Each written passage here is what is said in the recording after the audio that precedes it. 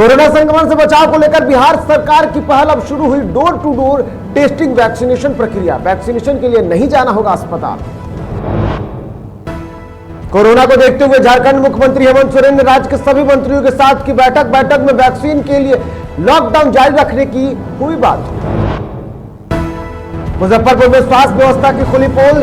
झोपड़ी में बना अस्पताल, आखिर कैसे होगा संक्रमण का इलाज। और दिखने लगी चक्रवाती तूफान यास के तेवर। तेज हवाओं के साथ समुद्र में उठने लगी ऊंची ऊंची लहरें।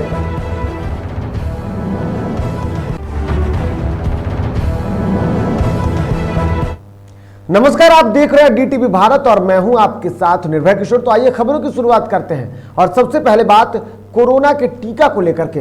दरअसल कोरोना के टीके के लिए आपको हॉस्पिटल अब नहीं जाना होगा। शायद आपको यह सुनकर थोड़ा अचंभव होगा, लेकिन ये सच है। अब टीका आपके गांव में ही पहुंच जाएगा। सरकार ने इसके लिए बड़ी पहल की है। मंगलवार से टीका का शुभारंभ किया गया, जिसके लिए टीका एक्सप्रेस रवाना किया गया है। पटना के ग्रामीण क्षेत्रों के लिए टीका लेकर निकलने वाली टीका एक्सप्रेस 45 से अधिक उम्र वालों को टीका लगाने का काम करेगी। वही 18+ के लिए वैक्सीनेशन को लेकर मंगलवार को 36 सेंटर होंगे और बनाए गए हैं, यानी कि सभी सेंटर के लिए टारगेट जारी किए गए हैं। 36 सेंटरों को मिलाकर कुल अगर बात की जाए तो 13,400 से अधिक 18+ के लोगों को टीका लगाने का लक्ष्य रखा गया है।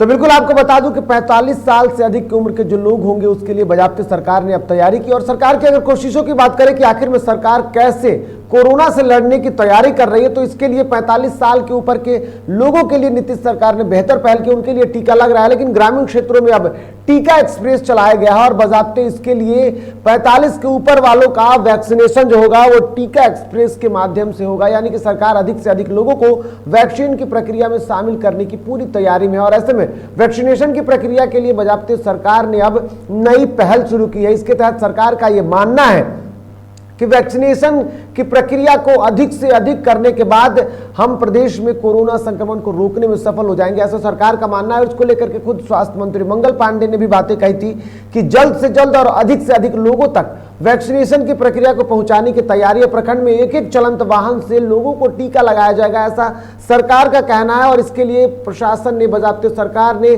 पूरी तैयारी कर ली है। मुख्यमंत्री नीतीश कुमार ने इस टीका एक्सप्रेस को हरी झंडी दिखाई है। वहीं शहरी क्षेत्र के 7 चलंत वाहन द्वारा टेस्टिंग का कार्य भी जारी किया जाएगा।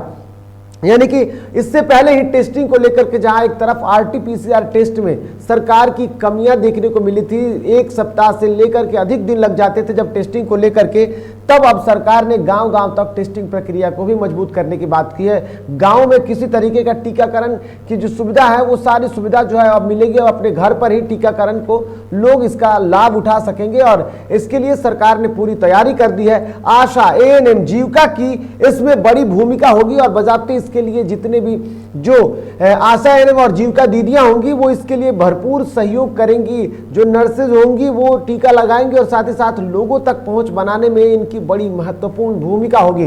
प्रत्येक वाहन को प्रतिदिन न्यूनतम 200 लोगों को टीका लगाने का लक्ष्य दिया गया है और इसके लिए सरकार ने जो आदेश जारी किए उसमें कम से कम 200 लोगों को एक दिन में टीका लगाया जाएगा। यानी कि एक दिन में कह सकते हैं कि एक दिन में 1000 और 1200 की संख्या वाले अगर एक जो गांव होते हैं उस गांव को 1 से 2 दिन में पूरी तरीके से वैक्सीनेट कर दिया जाएगा। वहीं पटना में टेस्टिंग के लिए हर ब्लॉक में एक मोबाइल वैन छोड़ा गया है ताकि वो पूरी तरीके से टेस्टिंग की प्रक्रिया को पूर्ण कर सके। शहरी क्षेत्र में चलाए जाने वाले 7 शहर जो वाहन है, शहरी क्षेत्र में 7 चलंत वाहन चलाए जाएंगे जो लोगों को टीका जांच करेंगे। यानी कि कोरोना वैक्सीनेशन को लेकर के एक तरफ तैयारी है तो दूसरी तरफ टेस्टिंग की प्रक्रिया को भी अधिक करने के लिए सरकार लगातार कोशिश कर रही है। ग्रामीण और शहरी क्षेत्र के लोगों को कोविड-19 जांच में भी आसानी होगी। यानी कि जहां एक तरफ लोग प्रशासनिक व्यवस्था, सरकारी व्यवस्था को लेकर के लगातार हमला बोल रहे थे, वहीं दूसरी तरफ अब नीतीश सरकार की बेहतर पहल देखने को मिली और इस पहल का असर है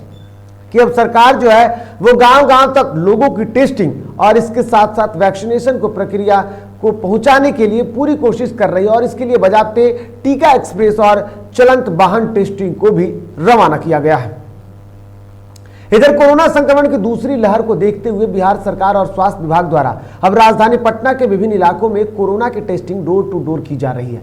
यह तस्वीरें पटना के श्री कृष्णपुरी की है, जहां पर लोगों को टेस्टिंग की जा रही है। आपको बता दें कि एक दिन में करीब 200 लोगों को टेस्टिंग अनिवार्य कर दिया गया है। और ये जो चलंत वाहन आप देख रहे हैं, दरअसल ये चलंत वाहन को लेकर के भी सरकार ने वहां आदेश दिए थे। और ये तस्वीरें जो देख रहे हैं, ये तस्वीरें साफ तौर पर समस्तीपुर जिला प्रशासन की तरफ से है। समस्तीपुर की ये तस्वीरें है जहां पर लोग जो हैं उनके लिए बेहतर सुविधाएं देते हुए वाहन का यहां पर हरी झंडी दिखा करके रवाना किया गया। ये वाहन जो है वो जिले में जाएगा और वहां पर ग्रामीण इलाकों में लोगों को टेस्टिंग के लिए जागरूक भी करेगा और साथ साथ टेस्टिंग भी करेगा। इधर बिहार में लगातार स्वास्थ्य व्यवस्था और अस्पतालों की पोल खुल रही है, वो भी तब जब मरीजों को इसकी सबसे ज्यादा जरूरत है। जरा बिहार सरकार के कद्दावर मंत्री रामसूरत राय के विधानसभा क्षेत्र की हालत देखिए। कहीं भैंस का तबेला है तो कहीं झोपड़ी में स्वास्थ्य उपकेंद्र का बोर्ड टंगा दिया गया है। अब ऐसे में आप खुद सोचिए कि इस अस्पताल में क्या किसी इंसान का इलाज संभव है। यह तस्वीर मुजफ्फरपुर के औराई विधानसभा क्षेत्र के अस्पताल का है और यह विधानसभा क्षेत्र भूमि सुधार एवं राजस्व मंत्री रामसूरत राय का है, जहां की हकीकत देखकर साफ पता चलता है कि मंत्री जी अपने क्षेत्र में कितने गंभीर हैं और यहां की स्थितियों को लेकर के वो आखिर में क्या सोचते हैं।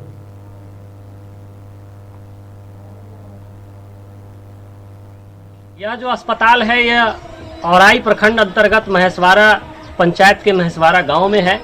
20 साल पहले इस अस्पताल का निर्माण हुआ और 15 साल से, क्योंकि 3-4 साल इसको बनने में ही लगा, और लगभग 15 सालों से यहाँ पर ना कोई डॉक्टर आया है, ना कोई एएनएम आई है। ऊपर में पेंट करके एएनएम वगैरह का नाम लिखा हुआ है, उस नंबर पे कॉल भी किया जाता है तो कोई रिस्पांस नहीं लेता है। कारण यह हुआ कि 15 साल से कोई नहीं आया है तो यहाँ पर अतिक्रमण हो गया है, गाय बांधा हुआ है, अंदर में गाय का खटाल बना हुआ है, ओपला रखा हुआ है जिसको गोबर का गांव में चिपरी बोलते हैं। इधर बिहार में लॉकडाउन पार्ट 3 का फरमान जारी हो गया है। सरकार ने लॉकडाउन का सख्ती से पालन कराने की हिदायत दी है, लेकिन यह तस्वीर उन सारे आदेशों की धज्जियां उड़ाते दिख रही है। दरअसल यह तस्वीर पटना के डाक बंगला चौराहे की है, जहां पर लोग लॉकडाउन का पालन नहीं कर रहे हैं और ना ही नियमों का पालन कराने के लिए प्रशासन सख्त है। लेकिन जब प्रशासन की नजर डीटीवी के कैमरे पर पड़ी तो वे लोगों ने लोगों को रोकना शुरू कर दिया और चेकिंग अभियान तेज कर दिया।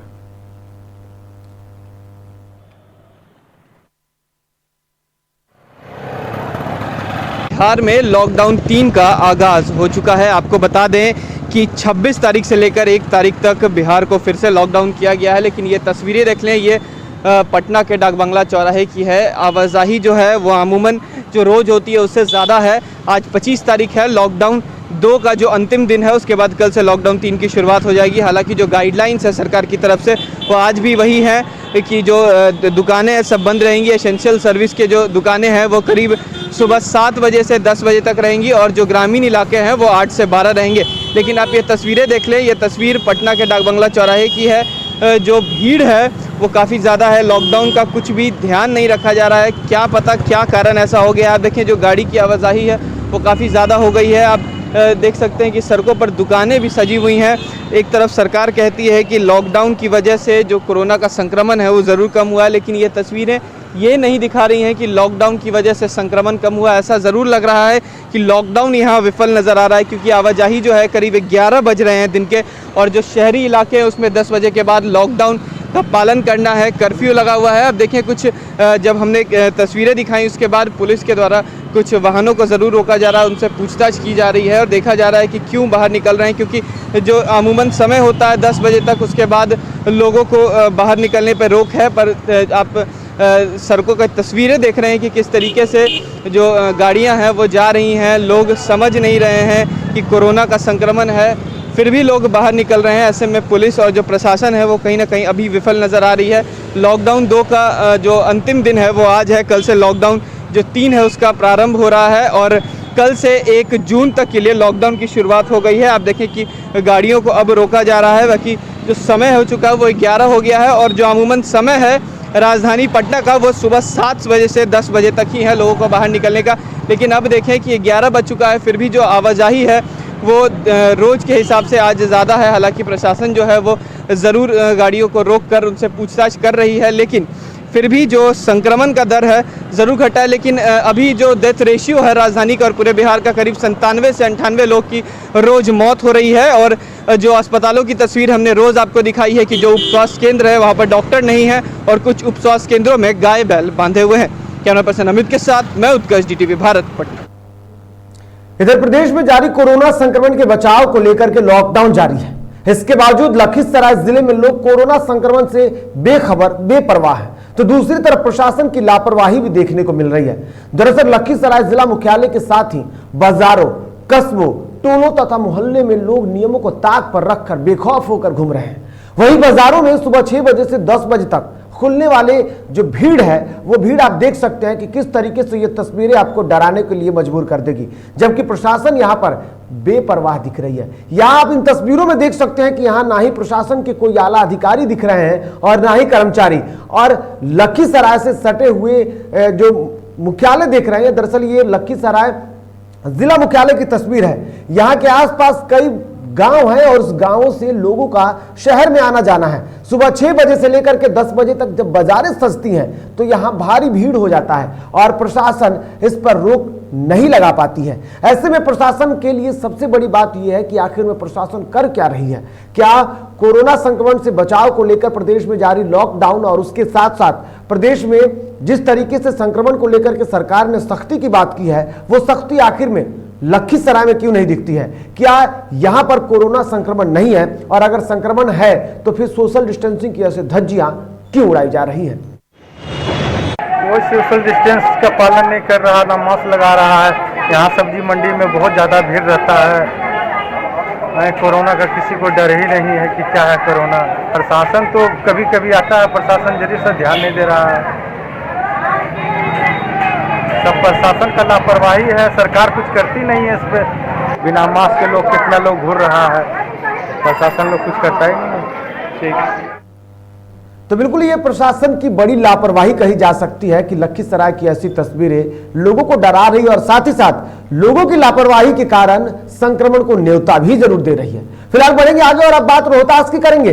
रोहतास जिले में जिलाधिकारी धर्मेंद्र कुमार ने कोरोना संक्रमण के दौरान में जारी लॉकडाउन के बीच जरूरतमंदों के लिए चलाए जा रहे सामुदायिक स्वास्थ्य केंद्र करघर का निरीक्षण किया। इस दौरान डीएम ने सामुदायिक स्वास्थ्य केंद्र के नए बिल्डिंग का भी निरीक्षण किया और साथ ही पूर्व अस्पताल कर्मचारियों के साथ बैठक की और सारी जानकारियां हासिल की। साथ ही स्वास्थ्य व्यवस्था को दुरुस्त करने के अलावा एम्बुलेंस की व्यवस्था भी देने की बात की है। देखिए, हम लोग अस्पताल देखने के लिए आए थे क्योंकि अभी हम लोग का अगला वेव संभावित है, तो हम जो भी हम लोग के पास रिसोर्सेज है उसको हम लोग देख रहे हैं और फ्यूचर में यदि संक्रमितों की संख्या ज़्यादा होती है तो उसका यूटिलाइजेशन वाला पार्ट के लिए हम लोग अभी से ही रिसोर्स को देख रहे हैं। इधर गया जिला अंतर्गत बोध गया से आरजेडी के विधायक कुमार सरबजीत को जान से मारने की धमकी मिली है, जिसके बाद विधायक डरे हुए हैं और प्रशासन से सुरक्षा की मांग कर रहे हैं। वहीं इस दौरान उन्होंने कहा कि मेरे पिता की भी हत्या कर दी गई थी और अब उनके भी जान पर खतरा बनाया है। वहीं उन्होंने कोर्ट जाने की भी इस दौरान बात कही और साथ ही साथ कहा है कि वो कोर्ट में ही बाकी अन्य बातों का खुलासा करेंगे। उसी का शिकार मैं हूं, दलित घर में जन्म लिया हूं। अभी मैं देख रहा हूं कि कुछ लोग हमें फंसाने की साजिश रच रहे हैं, हमारी हत्या की साजिश रचना चाहते हैं। आज तक हमारे परिवार के ऊपर, हमारे ऊपर कोई आपराधिक मुकदमा इस तरह की कोई नहीं, मेरा ही नहीं पूरे परिवार में इस तरह की कोई घटना। इधर दरभंगा पुलिस की टीम ने 2 अलग अलग जगहों पर छापेमारी करते हुए 3 लोगों को गिरफ्तार किया। इसके पास से 60 किलो गांजा और 6,15,000 रुपए कैश, एक मोटरसाइकिल सहित कई मोबाइल बरामद किया गया है। वरीय पुलिस अधीक्षक बाबूराम ने बताया कि दरभंगा के हायाघाट पुलिस टेक्निकल सेल की टीम के द्वारा बीती रात 2 जगहों पर छापेमारी की गई। इसी दौरान पुलिस को बड़ी कामयाबी हाथ लगी है। तो बिल्कुल आपको बता दूं कि प्रशासन जहां एक तरफ सख्ती का पालन कर रही है तो दूसरी तरफ किसी भी हाल में क्राइम को रोकने के लिए पूरी कोशिश कर रही है। और ऐसे में दरभंगा में तस्वीरें देखने को मिली जहां पर छापेमारी के दौरान 3 लोगों को गिरफ्तार किया गया, जबकि उनके पास से 60 किलो गांजा और 6,15,000 रुपए कैश भी बरामद किए गए। इसके साथ साथ कई मोबाइल फोन और सिम भी बरामद किया है, जिसकी जानकारी खुद पुलिस अधीक्षक ने भी दी है। और इन नशीली पदार्थों का ये जो गिरफ्तार जो व्यक्ति है, ये नशीली पदार्थों की तस्करी किया करते थे और इसके डील के लिए वो लगातार कोशिश कर रहे थे। हालांकि पुलिस प्रशासन की सक्रियता दिखी और स्पेशल सेल ने इनके खिलाफ जो सबूत इकट्ठा किया और फिर उसके बाद छापेमारी कर इनकी गिरफ्तारी कर ली।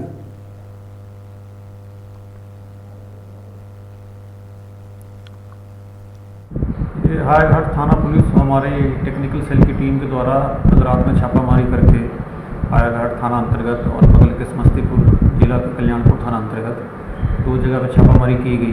3 व्यक्ति गिरफ्तार हुए हैं। इससे 60 किलो गांजा बरामद हुआ है, 6,15,000 कैश बरामद हुआ है। इसके अलावा बाइक, साइकिल, 5 मोबाइल और कुछ अन्य सामान बरामद हुआ है। इनकी सूचना थी कि ये हमारे जिला अंतर्गत गांजा की सप्लाई कर स्तर पर कर रहे थे। इसको लेकर हमारी टीम लगी हुई थी। दरअसल आपदा प्रबंधन विभाग ने यास तूफान को देखते हुए राज्य के सभी जिलों में अलर्ट घोषित कर दिया है। सभी जिला पदाधिकारियों को भी तूफान की आशंका को देखते हुए उत्पन्न स्थिति से निपटने के लिए किसी भी तरीके की तैयारी को जाकि कमियां ना हो, इसको पूरा करने की बात कही गई है। साथ ही जिलों में तैनात आपदा मोचन बल को भी अलर्ट मोड में रहने का निर्देश दिया गया है। इस तूफान का असर बिहार में 30 मई तक के बीच में दिख सकता है। इस दौरान भारी वर्षा और तेज हवा के साथ ठनका गिरने की भी आशंका जाहिर की गई है।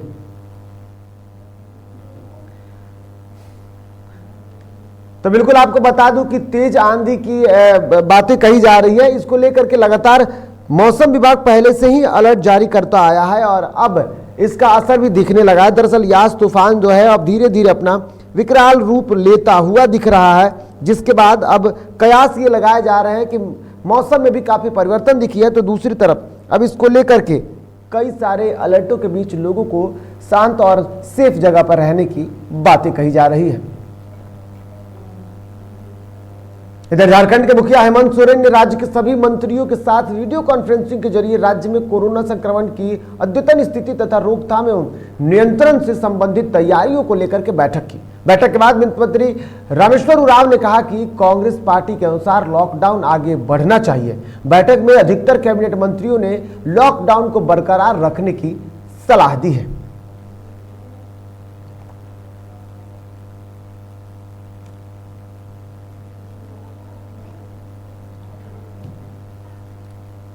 कोरोना संक्रमण जो है खत्म नहीं हुआ, तो अगर छूट एकाध दे दी जाएगी फिर से, तो फिर उसी तरह से भीड़ आ जाएगी और लोग बाग जो कोरोना वायरस का जो कोविड-19 का जो प्रोटोकॉल है उसको पालन नहीं कर पाते, सोशल डिस्टेंसिंग नहीं मेंटेन करते, मास्क नहीं लगाते, साफ सफाई नहीं रखते, तो फिर बढ़ने का चांस हो जाता है। जो संक्रमण है, इन्फेक्शन है, अगर हमको है तो और लोगों को हमारे साथ जो रहेंगे, सटके रहेंगे, उनको हो जाएगा।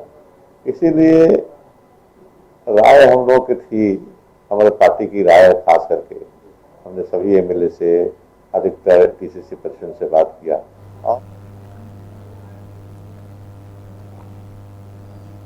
इधर धनबाद के जगजीवन नगर की रहने वाली 45 साल की महिला का शव पेड़ से लटका मिला।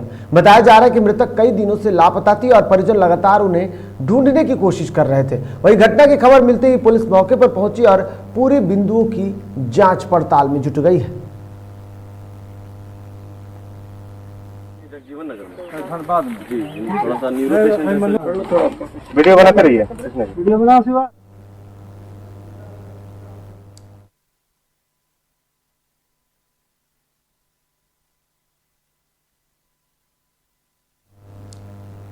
इधर देवघर पुलिस ने जिला में हुए 5 लूटकांड समेत एक गोलीकांड का खुलासा किया है। इस मामले में शामिल 4 अपराधियों को भी पुलिस ने गिरफ्तार किया है, जबकि लूटकांड का सरगना हमीद अंसारी उर्फ प्रधान अपने दर्जन भर साथियों के साथ अब भी पुलिस की पकड़ से बाहर बताया जा रहा है। जिसकी जानकारी देते हुए देवघर एसपी अश्विनी सिन्हा ने बताया कि 22 अप्रैल को मधुपुर के चांदमारी में व्यवसायी मनोज मोदी की दुकान से और उनके कार्यालय से 5 लाख रुपए की लूट। इसके साथ साथ 8 मई को सारठ थाना क्षेत्र में व्यवसायी के साथ लूट, 11 मई को बांदडी स्थित बैंक ऑफ इंडिया के सीएसपी संचालक से लूट संबंधित कई मामलों में जांच के बाद पुलिस को सफलता मिली है और आरोपियों की गिरफ्तारी हुई है। इन कांडों में इन लोगों ने अपनी संलिप्तता स्वीकार की है। इसके अतिरिक्त जो अपराध कर्मी सामने आए हैं उसमें हमीद अंसारी, मुस्तकीम अंसारी, जाकिर अंसारी, गुल मोहम्मद, डोमा, पाचूर मौलवी, याजिम और कुछ अन्य अपराध कर्मियों के नाम सामने आए हैं। इधर गुमला जिले के चैनपुर में हुए हत्याकांड का पुलिस ने खुलासा कर दिया है। पुलिस ने मामले में संलिप्त अंतासियूर कुजूर को गिरफ्तार किया है, जबकि एसडीपीओ सिरिल मरांडी ने प्रेस कॉन्फ्रेंस कर जानकारी देते हुए बताया कि आरोपी की पत्नी को मृतक आनंद तिर्की ने बीते 10 मई को उसके घर जाकर दुष्कर्म करने का प्रयास किया था, जिसके बाद महिला ने इस बात की जानकारी अपने पति को दे दी। वहीं उसके बाद नाराज आरोपी ने मृतक की हत्या कर शव को शंख नदी में फेंक दिया था। डुंगरी का रहने वाला और उसको जो मारा था उसका नाम भी पता चल गया है, गिरफ्तारी हो गई उसकी और उसका नाम अंतासियस कुजूर है और शंख सिमरा टोली चैनपुर का रहना। इधर गुमला जिले के घांगरा थाना क्षेत्र के करीब 17 किलोमीटर की दूरी पर बसे कुहीपाठ बरवा टोली में ग्रामीणों ने 2 नाबालिग बच्चों को चोरी के आरोप में पकड़ लिया, जिसके बाद दोनों को रस्सी से बांधकर घंटों रखा। वहीं पकड़े गए दोनों नाबालिग पड़ोसी गांव के ही निवासी बताए गए। इधर पकड़े गए बच्चों को बाद में ग्रामीणों ने पुलिस को सौंप दिया।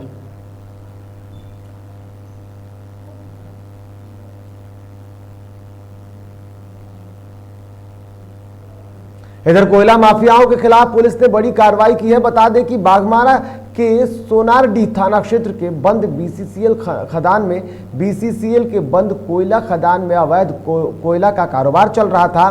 बंगाल से लाए गए मजदूरों से यहां अवैध उत्खनन कराया जा रहा था। पुलिस ने छापेमारी कर 300 बोरा कोयला भी जब्त किया है और मौके से 15 मजदूरों को हिरासत में लिया है। वहीं मुख्य धंधेबाज फरार हो गया।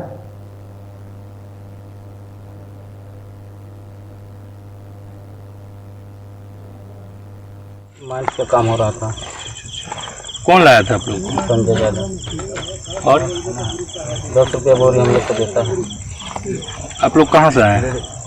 हम लोग तो कुमरी बस्ती 15 आदमी तो है।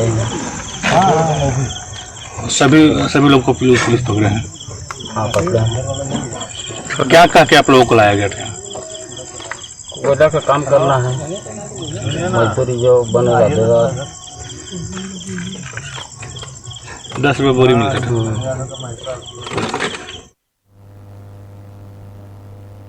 इधर बंगाल की खाड़ी में बने यास चक्रवाती तूफान 23 मई को और मजबूत होकर सिविलियर साइक्लोन में तब्दील हो गया है। तूफान के असर से 25 मई को झारखंड के दक्षिणी इलाके, पश्चिमी सिंहभूम, सरायकेला, खरसावां इलाके में भी भारी से भारी बारिश की चेतावनी मौसम विभाग ने दी है। वहीं 26 मई को संथाल इलाके को छोड़कर राज्य के लगभग 16 जिलों में भारी बारिश की चेतावनी मौसम विभाग ने दी है। इस दौरान 90 किलोमीटर प्रति घंटे की रफ्तार से हवा बहने की भी संभावना जताई है। मौसम विभाग के अनुसार 27 को भी इसी तरीके के हालात बने रहेंगे और 28 मई से बारिश से थोड़ी राहत मिल सकती है। 25 तारीख को झारखंड पे लगभग सभी इलाकों में हल्के से मध्यम दर्जे की बारिश देखी जाएगी। साथ साथ में कुछ एक इलाके हैं जो दक्षिण पूर्वी झारखंड के, जहां पे आपको भारी बारिश भी देखने को मिलेगी। 26 तारीख में झारखंड में कुछ इलाकों में very heavy to very heavy rainfall देखने को मिलेगा। कुछ इलाकों में हेवी रेनफॉल भी देखने को मिलेगा और लगभग सभी इलाकों में आपको अच्छी खासी बारिश 26 तारीख को देखने को मिलेगी। यही हाल 27 तारीख को में भी झारखंड में रहने की संभावना है। 28 तारीख को जो बारिश है उसमें थोड़ी सी कमी आएगी और 28 शाम से जो स्थिति है उसमें काफी सुधार देखने को मिलेगा। भारी बारिश के समय जो है आपको थंडरस्टॉर्म और लाइटनिंग के भी इवेंट्स देखने को मिलेंगे। तो खबरों के सफर में फिलहाल इतना ही। ताजा तरीन खबरों के लिए आप देखते रहिए DTV भारत। फिलहाल मुझे दीजिए इजाजत। नमस्कार।